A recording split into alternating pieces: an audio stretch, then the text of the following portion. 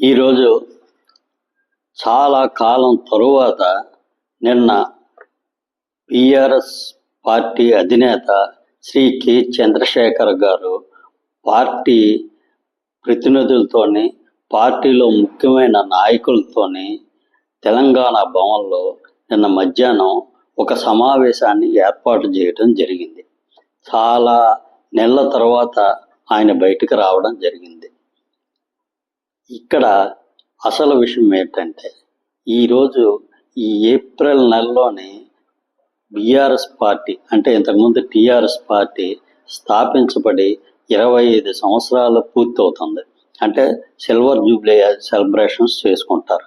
దీనికి సంబంధించి ఎలా చేయాలి, తర్వాత ముందు కాంగ్రెస్ ప్రభుత్వంతో ఎలా పోరాడాలి, ఒక ప్రతిపక్ష పాత్ర ఎలా పోషించాలి, ఇలాంటివన్నీ బీఆర్ఎస్ నాయకులకి వాళ్ళ కార్యకర్తలకి ఒక దిశానిర్దేశం చేయడానికని చెప్పి శ్రీ కేసీఆర్ గారు ఈ సమావేశాన్ని ఏర్పాటు చేయడం జరిగింది.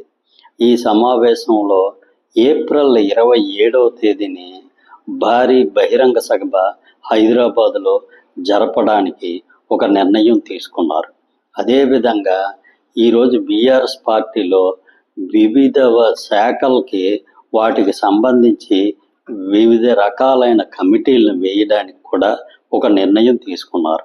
ఆ కమిటీలు వేయడానికి అధ్యక్షుడిగా శ్రీ హరీష్ రావు గారిని ఎన్నుకోవడం జరిగింది. ఇదే విధంగా ఈరోజు ఆ కమిటీలు వేసిన తర్వాత ఏప్రిల్ నెల నుంచి బీఆర్ఎస్ దీనిలోనే సభ్యులుగా ఒక రిజిస్ట్రేషన్ ప్రక్రియ కూడా మొదలు పెడదాం అనుకునే ఒక నిర్ణయం తీసుకోవడం జరిగింది.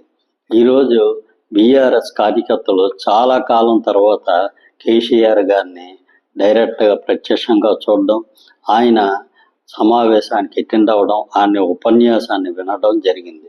ఆయన ముందు కాంగ్రెస్ మీద తీవ్రమైన విమర్శలు చేయడానికి ఆయన రెడీ అవుతున్నారు.